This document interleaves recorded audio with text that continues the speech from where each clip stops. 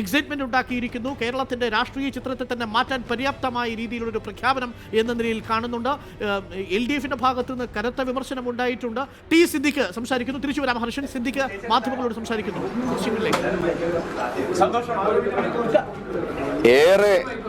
ഏറെ സന്തോഷവും അഭിമാനവുമുള്ള സന്ദർഭമാണ് അഖിലേന്ത്യാ കോൺഗ്രസ് കമ്മിറ്റി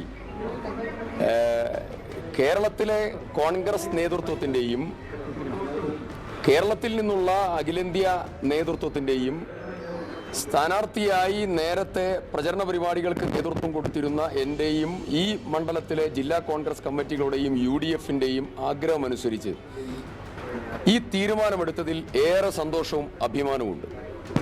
യഥാർത്ഥത്തിൽ BJPക്കും ഇടതുപക്ഷത്തിനുമെതിരായി ഇന്ത്യൻ നാഷണൽ കോൺഗ്രസ് നടത്തിയിട്ടുള്ള ഏറ്റവും വിശ്വവിഖ്യാതമായിട്ടുള്ള സർജിക്കൽ സ്ട്രൈക്കാണ് രാഹുൽ ഗാന്ധിയുടെ സ്ഥാനാർത്ഥിത്വ പ്രഖ്യാപനം. ഈ സ്ഥാനാർത്ഥിത്വ പ്രഖ്യാപനത്തോടുകൂടി കേരളത്തിൽ 2020 കൃത്യതയോടുകൂടി UDFിന് അനുകൂലമായി തീരുമാനം ജനങ്ങളിൽ നിന്ന് ഉണ്ടാവുകയാണ്. ജനമേറെ ആഗ്രഹിച്ച തീരുമാനമാണിത്. ഞാൻ സ്ഥാനാർത്ഥിയായി ഫീൽഡ് ചെയ്ത് കഴിഞ്ഞതിന് ശേഷം കോഴിക്കോട് ജില്ലാ കോൺഗ്രസ് കമ്മിറ്റി ഓഫീസിൽ വെച്ചുകൊണ്ട് പറയുകയുണ്ടായി, വളരെ ആധികാരികമായി പറയുകയുണ്ടായി, ശ്രീ രാഹുൽ ഗാന്ധി നിർബന്ധമായും വയനാട് പാർലമെന്റ് മണ്ഡലത്തിൽ സ്ഥാനാർത്ഥിയാകണം. ഇവ നഷ്ടപ്പെട്ടതായിരിക്കുന്ന 7 ദിവസവും ആ നഷ്ടപ്പെട്ട 7 ദിവസത്തേക്കാൾ വയനാടിനെ സംബന്ധിച്ച് 70 ആണ്ടിന്റെ വികസനത്തിന്റെ പുതിയതായിരിക്കുന്ന ഒരു വഴി രാഹുൽ ഗാന്ധിയുടെ സ്ഥാനാർത്ഥിത്വത്തിലൂടെ കടന്നു വന്നിരിക്കുകയാണ്. വയനാട് ജില്ല, വയനാട് പാർലമെന്റ് ഒരുപാട് വികസന മേഖലകളിലേക്ക് പോകേണ്ടതായിരിക്കുന്ന ഒരു സ്ഥലമാണ്. ഒരുപാട് ട്രൈബൽസ് ഉള്ള, കർഷകരുടെ പ്രയാസങ്ങളുള്ള വികസന മേഖലകളിൽ ഒരുപാട് മുന്നോട്ട് പോകേണ്ടതായിട്ടുള്ള ഒരു സ്ഥലമാണ്. ആ വികസനത്തിന്റെ കാര്യത്തിൽ ഇന്ത്യ രാമചന്ദ്രൻ മാധ്യമങ്ങളെ കാണുന്നു. പ്രതികരണത്തിലേക്ക് അദ്ദേഹം ഇന്ത്യൻ പാർലമെന്റിൽ വയനാട് നിയോജകമണ്ഡലം പ്രചാരണം ചെയ്തുകൊണ്ട് അദ്ദേഹം ഒരു പ്രതിനിധിയായി പോകുന്നു എന്ന് പറയുമ്പോൾ അത് കേരളത്തിന് അഭിമാന മുഹൂർത്തമാണ്. കേരളത്തിലെ മുഴുവൻ ജനങ്ങളുടെയും സന്തോഷത്തിൽ, പ്രത്യേകിച്ച് ജനാധിപത്യ മതേതര ശക്തികളുടെ സന്തോഷത്തിൽ ഞാൻ പങ്കുചേരുന്നു. ഫാസിസത്തിനായിട്ടുള്ള പോരാട്ടം അതിൻ്റെ തേരാളിയായിട്ടാണ് രാഹുൽ ഗാന്ധിയെ നോക്കിക്കാണുന്നത്.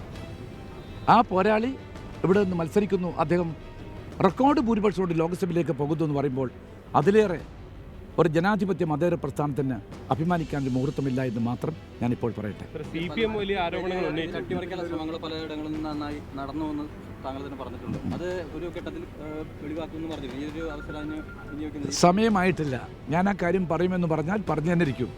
അതിൻ്റെ ചില സൂചനകളൊക്കെ തന്നെ പറയുന്ന ഇടതുപക്ഷ ജനാധിപത്യമുള്ള ചില രാഷ്ട്രീയ പാർട്ടികളൊക്കെ തന്നെ വെളിവാക്കിയിട്ടുണ്ട്. ബാക്കി കാര്യങ്ങളൊക്കെ തന്നെ യഥാസമയം ഞാൻ നിങ്ങളുടെ മുമ്പിൽ പറയുന്നതായിരിക്കും. മതേതര ബദൽ എന്ന് പറയുമ്പോൾ ഇടതുപക്ഷത്തിനെതിരെ രാഹുൽ ഗാന്ധി എന്തിനു മത്സരിക്കുന്നു എന്ന ചോദ്യം പിണറായി പോലുള്ളവർ നേരത്തെ തന്നെ ഉയർത്തിയതാണ്. മതേതര ജനാധിപത്യ ബദൽ എന്ന് പറയുന്ന കോൺഗ്രസ് ഉയർത്തിപ്പിടിക്കുന്ന ആശയം അതിൻ്റെ നായകൻ രാഹുൽ ഗാന്ധിയാണല്ലോ. ആ രാഹുൽ ഗാന്ധിക്കെതിരായിട്ട് ശക്തമായ രൂപത്തിലുള്ള നീക്കം നടത്തിയത്, ആ മതേതര ജനാധിപത്യ ബദലിൻ്റെ ആ വേദി തകർത്തത് ശ്രീമാൻ പിണറായി വിജയനും ശ്രീ കോടിയേരി ബാലകൃഷ്ണനും അടക്കമുള്ള കേരളത്തിൽ നിന്ന് ഡൽഹിയിലേക്ക് അവർ തെരഞ്ഞെടുത്തയച്ചിട്ടുള്ള പോളിറ്റ് ബ്യൂറോ മെമ്പർമാരാണ്.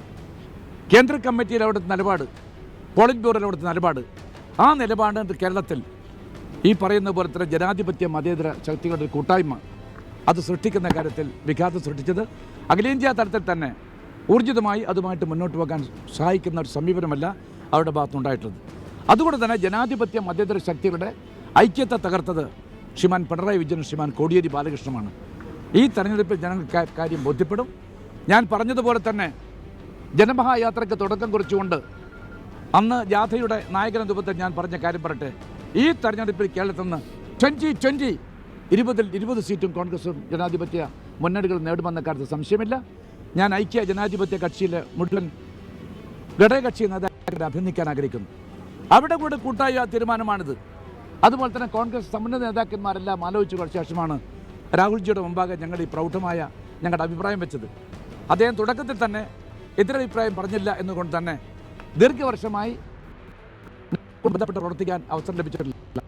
ഇന്ദിരാഗാന്ധിയോടൊപ്പം രാജീവ്ജിയോടൊപ്പം ഏറ്റവും ഒടുവിൽ രാഹുൽ ഗാന്ധിയോടൊപ്പം പ്രവർത്തിക്കാൻ സാധിച്ച അസുലഭമായൊരു സന്ദർഭം ലഭിച്ച ഒരാൾ നിർബന്ധത്തിൽ എനിക്ക് അദ്ദേഹത്തിൻ്റെ മുഖത്ത് നിന്ന് അദ്ദേഹത്തിൻ്റെ ബോഡി ലാംഗ്വേജിൽ എനിക്ക് വായിച്ചെടുക്കാൻ സാധിച്ചിരിക്കുന്നു. അദ്ദേഹം ദക്ഷിണേന്ത്യയുടെ ഈ ക്ഷണം അദ്ദേഹം സ്വീകരിച്ചിരിക്കുന്ന കാര്യം. ഏത് നിയോജകമണ്ഡലത്തിൽ മത്സരിക്കണം, അത് കർണാടകത്തിലോ തമിഴ്നാട്ടിലോ കേരളത്തിലോ മാത്രമേ എനിക്ക് സംശയമുണ്ടായിരുന്നുള്ളൂ. രാഹുൽ ഗാന്ധിയുടെ സ്ഥാനാർത്ഥിത്വം പ്രഖ്യാപിക്കപ്പെട്ടിരിക്കുന്നു. ഔദ്യോഗികമായി അതിന്റെ പ്രതികരണങ്ങളാണ് വന്നുകൊണ്ടിരിക്കുന്നത്. Wayanad DCC president IC Balakrishnan DCCയുടെയും വയനാട് മണ്ഡലത്തെ പാർലമെന്റ് മണ്ഡലം കമ്മിറ്റിയുടെയും ഒക്കെ സന്തോഷം പ്രകടിപ്പിച്ചു കഴിഞ്ഞു. തൊട്ടു പിന്നാലെ സംസാരിച്ചത് കോഴിക്കോട് DCC പ്രസിഡന്റും വയനാട്ടിലേക്ക് മുൻ നിശ്ചയിച്ചിരുന്ന UDFന്റെ സ്ഥാനാർത്ഥിയുമായ T സിദ്ദിഖാണ്. രാഹുൽ ഗാന്ധിയുടെ വരവ് മതേതര ജനാധിപത്യ കക്ഷികൾക്ക് ശക്തി പകരുമെന്നും കേരളത്തിലെ 20 മണ്ഡലങ്ങളിലും രാഹുൽ ഗാന്ധിയുടെ താരപ്രഭയുടെ സ്വാധീനമുണ്ടാകുമെന്നുമാണ് T സിദ്ദിഖ് പ്രതികരിച്ചത്. ഇതൊരു അഭിമാന നിമിഷമാണെന്നായിരുന്നു T സിദ്ദിഖിന്റെ പ്രതികരണം. തൊട്ടു പിന്നാലെ ഇപ്പോൾ പ്രതികരിച്ചുകൊണ്ടിരിക്കുന്നത് KPCC അധ്യക്ഷൻ മുല്ലപ്പള്ളി രാമചന്ദ്രനാണ്. രാഹുൽ ഗാന്ധിയുടെ വയനാട്ടിലേക്കുള്ള വരവ് തടയാൻ ഇടതുപക്ഷത്തിന്റെ നേതാക്കൾ ദേശീയ തലത്തിൽ ശ്രമിച്ചിരുന്നു എന്ന ആക്ഷേപം ഉന്നയിച്ചയാളാണ് മുല്ലപ്പള്ളി രാമചന്ദ്രൻ. ഈ കാര്യം അദ്ദേഹത്തിന്റെ ശ്രദ്ധയിൽ പ്പോൾ അതെല്ലാം പിന്നീട് വിശദീകരിക്കാമെന്നും ഇപ്പോൾ രാഹുൽ ഗാന്ധിയുടെ വരവോടുകൂടി 2020 ഉറപ്പായിരിക്കുകയാണ് കേരളത്തിൽ എന്ന ആത്മവിശ്വാസവും സന്തോഷവുമാണ് മുല്ലപ്പള്ളി രാമചന്ദ്രൻ പ്രകടിപ്പിച്ചിരിക്കുന്നത്. രാഹുൽ ഗാന്ധിയുടെ സ്ഥാനാർത്ഥിത്വം സംബന്ധിച്ച് നിലനിന്നിരുന്ന അവ്യക്തതകൾക്കും അനിശ്ചിതത്വങ്ങൾക്കും വിരാമമാവുകയാണ്. രാഹുൽ ഗാന്ധി വയനാട് മത്സരിക്കാൻ വരുന്നു എന്നത് ഉറപ്പായി കഴിഞ്ഞു. അതിന്റെ ഔദ്യോഗിക പ്രഖ്യാപനം വന്നു കഴിഞ്ഞു. AK ആന്റണി, മുതിർന്ന കോൺഗ്രസ് നേതാവും കോൺഗ്രസ് പ്രവർത്തക സമിതി അംഗവുമായ AK ആന്റണിയാണ് ഈ കാര്യം